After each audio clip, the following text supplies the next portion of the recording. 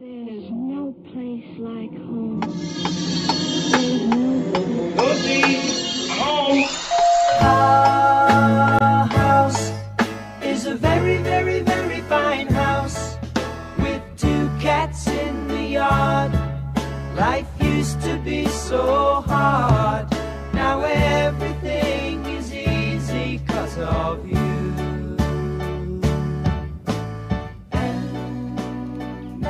Well, hi there, Cindy Dole here, and this is Home Wizards, your radio home for all things home, garden, and life improvement. Here Saturdays from 2 to 4, where we love to talk about you and the most important place where you have, and that's where you live. Figuring out how to make it better, how to improve those spaces you call home, because when you improve your home, I really think you improve your life. And it doesn't have to be a big deal. It doesn't have to be a complete remodel. Usually it's those little things, like just about everything in life, right? The little things are the things that mean the most. And boy, it's so darn hot. It seems like the air conditioning just is kicking on the first thing in the morning. For me, I'm having coffee and the air conditioning comes on. But we're not going to complain, because we're going to talk about some solutions to feel cooler and just enjoy home better. And today, I'm sure you're going to want to take a dip. If you don't have a swimming pool, maybe you want to go to the nearest friend or neighbor who has one.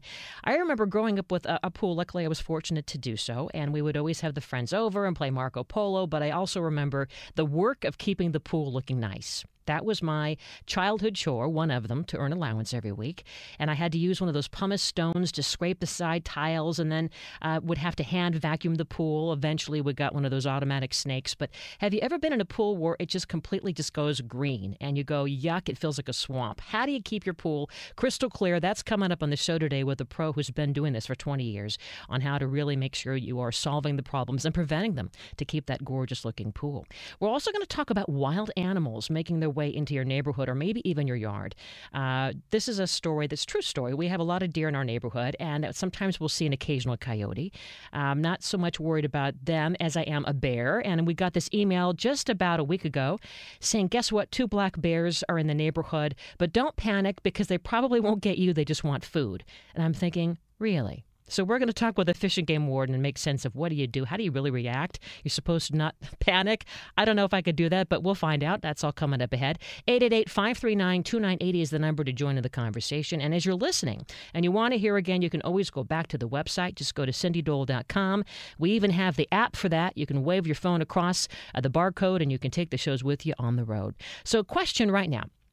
If you could be teleported anywhere in the world, anywhere in the world, where would it be? Where would you want to go? Where would those surroundings and how would they look and feel? Isn't that just the idea of being in an ultimate place?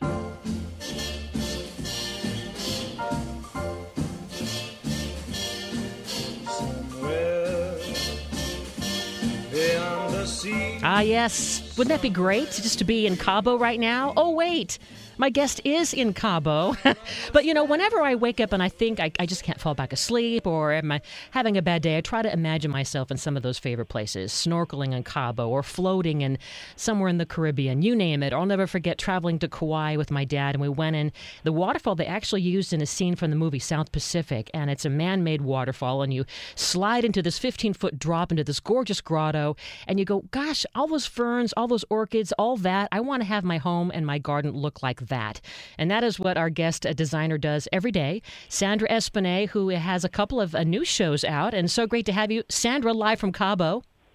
Hi, it's great to be on your show again, Cindy. Thank you for having me. Absolutely. And just for the record, you have not had the Cabo Wabo margaritas yet. I am not. But you know what? As soon as we are done with this show, I'm having 2, one for you and one for me. The time that my husband and I went to Cabo, you have to go to that Cabo Wabo place. I mean, I guess of course. It's okay, it's very and fun. That's Sammy Hagar's club. And we bought a couple of the bottles of tequila, which I guess you probably could get anywhere. But, you're thinking you're there, you're going to get it. And we go to a restaurant across the street, and my husband hangs the 2 bottles in this plastic bag over the back of his chair.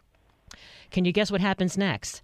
My gosh. Yeah, the waitress brings the lunch. The bottles fall on the floor. Well, guess what we do? We have to have a solution for that. We use the cloth napkins as a Bring it sieve. up. As a sieve, absolutely. Quick shots for everybody. Anyway, so Of course. Oh, that sounds like a fun trip. Sounds like he was drinking margaritas, while he not thinking. maybe. I'm not going to speak for him. But so are you close to the water right now? I am very close to the water. I just came into my office to do this show with you right now. We're doing it over the phone. And I'm literally about 4 minutes by car from the beach. And as soon as we're done here, I'm going back to the beach. It's beautiful. It's blue. We have big waves, surfing waves today. And it's a fantastic day. Of course, we have no hurricanes like the East Coast. Aren't we It's lucky? wonderful to be on the West Coast this week.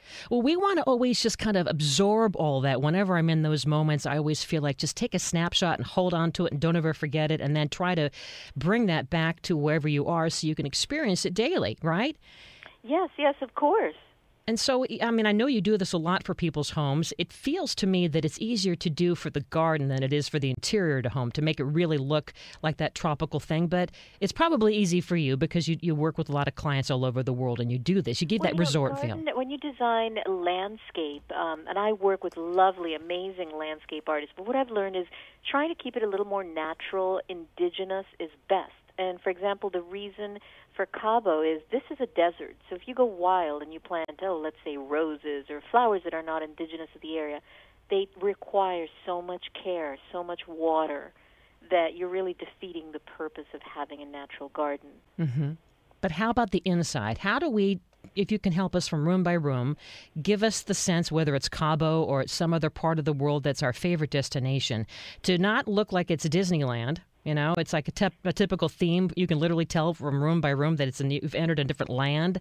But there's a fine line. Yeah. When you're designing ethnic design, for example, if you go to Thailand and somebody wants a Thai house, you could go crazy and really make it look silly by putting too much of a good thing. So you really have to be careful, choose what's important, and then kind of make the rest neutral and updated. Because if not, it really can become like Disney World. And there's so many great new fabrics and materials. I was looking at your blog, and there's something out there using shark skin?